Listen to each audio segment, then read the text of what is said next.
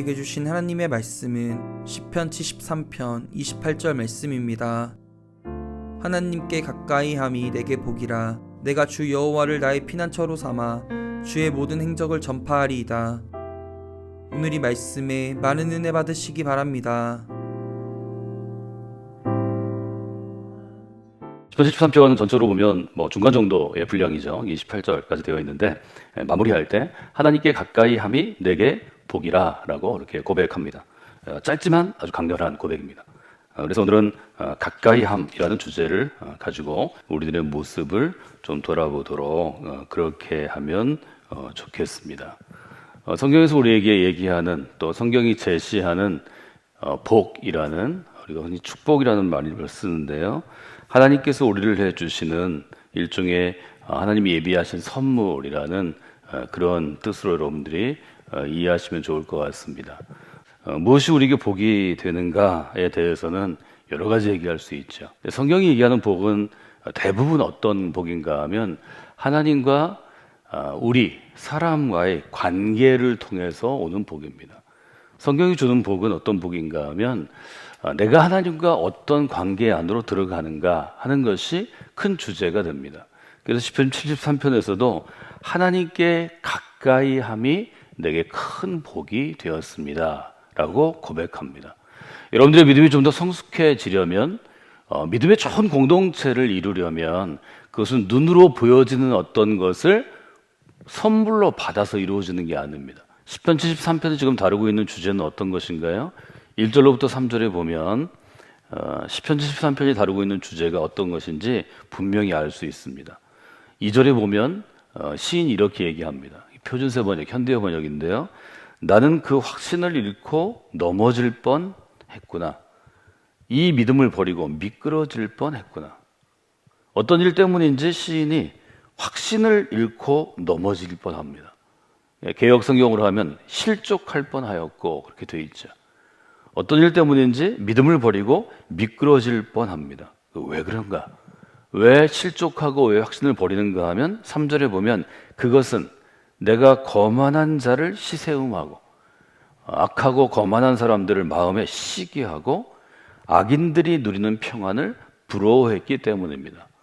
그러니까 시편에서 다루는 여러 주제 중에서 세상에서 악한 자들이 선한 사람보다 더 빨리 성공하고 출세하고 집을 사고 재산을 모으고 하는 것들이 좀 이렇게 살고자 하는 사람한테 시험이 되고 넘어지는 빌미가 되고 또 마음속에 화를 품게 되는 원인이 된다는 거죠. 여러분들도 똑같은 일들을 자주 경험하실 것입니다. 우리는 좀 예수님을 잘 믿으려고 하고 비교적 다른 사람보다 선하게 살려고 하는데 왜 나보다 악하게 사는 사람이 나보다 한 걸음 더 앞서가는가? 이런 질문은 아주 흔한 질문이지만 어느 때나 믿음의 사람들이 할 수 있는 질문입니다. 1절로부터 3절에 보면 왜 악한 사람이 선한 사람보다 이 세상에서 더 잘 되고 더 잘 살고 더 빨리 가는 것 같을까 하는 것이 시인한테는 큰 고통이 됩니다. 우리에게는 이런 마음이 있습니다. 여러분이 그런 마음이 들 때마다 시편을 읽으시면서 그 마음이 어디서부터 오는 것이고 하나님은 그 마음을 어떻게 다루기를 원하시는가 하는 점을 보시면 좋을 것 같습니다. 4절로부터 12절은 악한 일을 행하는 나쁜 사람들이 고생도 하지 않고 더 좋은 열매를 맺는 것 같고 형통하게 살고 재산도 불어나는 것 같이 보입니다. 그래서 20절까지 해서 세 번째 파트에서 보면 시인이 묻습니다. 13절 이렇게 되어 있습니다. 내가 내 마음을 정의하며 내 손을 씻어서 무죄하다 한 것이 실로 헛된 일이 되고 말았습니다. 무슨 말인가요? 내가 깨끗한 마음으로 살아온 것이 헛된 것입니까? 내가 죄를 짓지 않고 좀 더 주님 보시기에 온전하게 살려고 하는 것이 허사라는 것입니까? 헛된 일이라는 것입니까? 이게 반문하는 거죠. 17절에 보면 그러나 마침내 하나님의 성소에 들어가서야 내가 저희의 종말, 저희의 마지막을 알게 되었습니다. 하나님의 성소에 들어가서 악한 자들의 종말, 마지막 끝이 어떻게 됐는지를 알게 되었습니다. 18절에 보면 주께서는, 하나님께서는 그들을 미끄러운 곳에 세우시고, 미끄러운 곳에 세우면 어떻게 될까요? 미끄러져 내려가겠죠. 거기에서 넘어지며 미끄러진 곳에 세웠기 때문에 거기에서 넘어지고 결국 멸망에 이르게 될 것입니다. 이것이 시편이 악한 자들이 번성하는 것 같지만 실제로 세상에서 어떻게 돼야 할지를 분명히 알려주는 것입니다. 그래서 시편은 아주 분명하게 하나님께서 이런 악한 자들이 일시적으로 잘 되는 것을 놓아두시는 이유에 대해서 우리에게 잘 알려줍니다. 그래서 20절로부터 28절까지 마지막 부분은 시인이 하나님께서 세상 가운데 악한 이들이 번성하고 잘 되는 것을 놓아두시는 이유를 깨닫게 되는 것을 보여줍니다. 27절에 보면 이렇게 되어 있죠. 대저 주를 멀리하는 자는 망하리니, 주님을 멀리하는 사람은 망할 것입니다. 음녀같이 주를 떠난 자를 주께서 다 멸하셨습니다. 주님 앞에서 정절을 버리는 사람을 주께서 멸하실 것입니다. 그리고 28절에 시작됩니다. 하나님께 가까이 함이 내게 복입니다. 가까이 한다는 것은 하나님께 가까이 있는 것이 내게 복입니다. 하나님은 나의 피난처가 되십니다. 하나님께서 행하신 일들을 내가 전파하는, 증언하는 증인이 되겠습니다 라고 고백합니다. 우리 어린 자녀들도 마찬가지가 될 것입니다.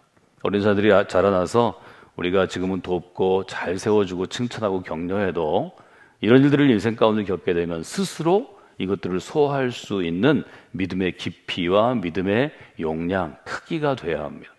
이 점을 우리가 잘 봐야 한다는 거죠.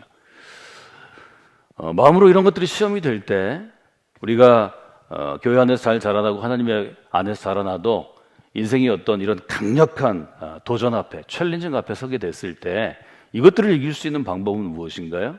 지금 시편 73편은 하나님께 가까이 함, 즉 가까이 서 있는 것이 이것들을 이기게 해준다고 우리에게 얘기합니다. 우리가 어린 아이들에게, 어린 자녀들에게 줄 수 있는 가장 큰 선물은 하나님을 가까이 하는 것이 사람이 누릴 수 있는 가장 큰 은총이고 복이라는 것을 미리 알려주고 깨닫게 하는 것입니다. 그러면 이런 시인이 처한 것처럼 시험에 들고 어려움이 있을 때에도 하나님을 가까이 하려고 노력하게 될 것입니다. 하나님을 가까이 한다는 것은 어떤 의미인가 하는 것을 우리가 볼 수 있죠. 첫 번째로 하나님을 가까이 한다는 것은 반대로 얘기하면 주님을 멀리하지 않는 것입니다. 하나님께 가까이 한다는 것은 하나님을 멀리하지 않는 것입니다. 잘 기억하셔야 합니다. 어떤 내가 처지에 있을지라도 하나님을 멀리하지 말라는 것입니다. 일단 하나님의 사람이 되면, 하나님의 사람으로 부르심을 받았으면 하나님께 가까이 나아가기 위해서, 즉 하나님께 가까이 서 있기 위해서, 하나님 가까이 있기 위해서 우리가 노력해야 한다는 것입니다. 여기 하나님을 멀리하면 어떻게 될 것인가에 있어서 27절에 보면 주를 멀리하는 자는 망하리로다 하는 27절의 말씀을 우리가 볼 수 있습니다. 여기 망하다라고 쓰여 있는 히브리어 단어는 길을 잃어서 소멸하다, 뭐 이런 뜻이 있습니다. 말하자면 목자를 떠난 양이 길을 잃고, 길을 잃었기 때문에 어려움을 겪고, 그 어려움 때문에 일종의 파멸에 이르는, 죽음에 이르는 상태를 의미하는 거죠. 그래서 우리는 인생의 목자로 하나님을 분명하게 선택했고, 하나님이 우리를 양으로 부르셨기 때문에 하나님으로부터 멀리 떨어지게 되면 길을 잃고 망하게 된다 하는 것을 보게 됩니다. 하나님께 가까이 하면 첫째, 하나님을 멀리하지 않는 것입니다. 두 번째로 우리가 볼 수 있는 것은 어떤 것인가요? 두 번째는 주님을 떠나지 않는 것, 이렇게 우리가 정의할 수 있겠습니다. 하나님을 가까이 한다는 것은 주님을 떠나지 않는 것입니다. 우리에게는 일단 믿음의 사람이 된 다음에는, 하나님의 자녀가 된 이후에는 주님을 떠나면 우리에게 멸이 있기 때문입니다. 즉 우리는 주님을 떠나서는 존재하지 못하는 그러한 존재들입니다. 여기 주님을 떠난 이유가 굉장히 중요한데요. 주님을 떠난 이유를 지금 27절에서는 음녀같이 주를 떠난, 이렇게 번역되어 있습니다. 이것은 일종의 믿음의 자세와 관련이 있는 거죠. 하나님을 믿는 사람이 마음으로 변심해서 또 영적으로 변절해서 하나님을 버리고 그 외에 다른 대상을 사랑하는 것, 아주 쉽게 출애굽기에서, 토라에서는 우상을 숭배하는 것이라고 우리가 얘기하지만, 이때 우상을 숭배하는 것, 그러면 우리가 어떤 형상을 따라 금송아지를 만들어 놓고 우리가 절을 했다, 이렇게 상징적으로 우리가 생각하지만, 그것보다는 우리의 마음의 자세에 관련이 되어 있다. 이렇게 생각하면 좋을 것 같습니다. 우리는 어떤 일이 있으면 하나님으로부터 멀어지는 자신을 발견합니다. 하나님부터 떠나가고 있는 자신을 발견합니다. 그런 점을 우리가 한번 돌아보면 좋을 것 같습니다. 그래서 가까이 함의 정의는 어떤 것인가 하면 첫째는 주님을 멀리하지 않는 것, 두 번째는 주님을 떠나지 않는 것. 이 두 가지를 여러분들이 기억하시면 좋을 것 같습니다. 그러면 가까이 가려면 어떻게 해야 되는가? 하나님께 가까이 가는 길은 어떤 것인가? 이렇게 우리가 또 물어볼 수 있죠. 야고보서 4장 같은 경우에는 이렇게 쓰여 있죠. 하나님을 가까이 하라. 그러면 너희를 가까이 하시리라. 하나님을 가까이 하라. 그러면 너희를 가까이 하시리라. 하나님께 가까이 나아간다는 거죠. 여러분이 아시는 한국의 교회 부흥운동 중에 아주 한국교회 초기 부흥운동은 1903년 원산에서 시작되었습니다. 여기 한국에서 일어난 부흥운동 혹은 신앙운동의 아주 대표적인 거죠. 1903년 원산에서 시작된 이 믿음의 부흥운동이 결국은 전국으로 퍼져나가고 1907년 평양 부흥의 역사로 이어집니다. 원산 부흥운동의 시작은 감리교 선교사인 하디로부터 시작되었습니다. 1903년 8월인데요.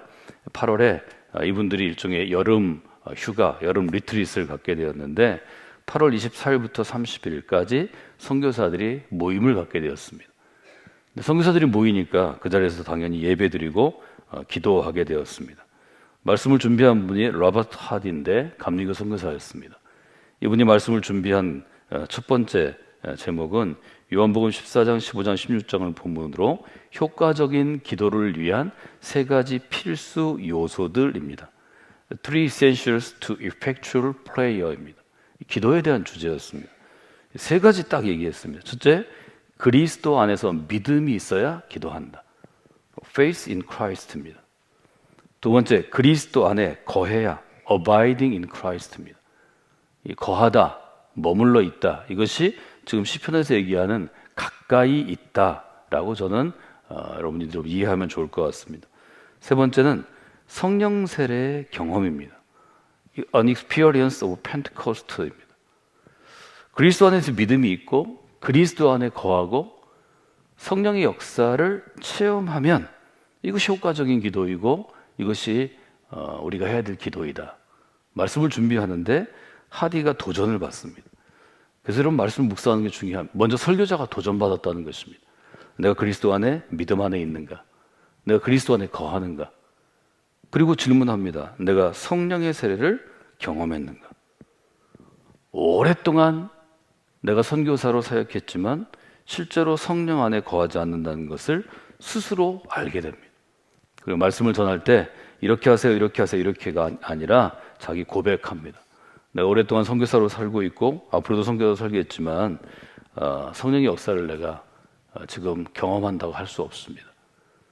그렇게 고백하고 나눌 때 그 7명 가운데 성령께서 역사하십니다. 모임에 참석했던 조세핀 하운젤은 나중에 그 모임에 됐을 때 이렇게 씁니다. 성령이 우리 가운데로 찾아오셨습니다.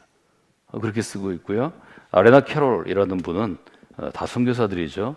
이렇게 얘기합니다. 주님의 성령이 우리 가운데 찾아오셨습니다. 마치 변화산상에 베드로처럼 우리가 이곳에 있는 것이 서로 좋다고 고백하기 시작했습니다.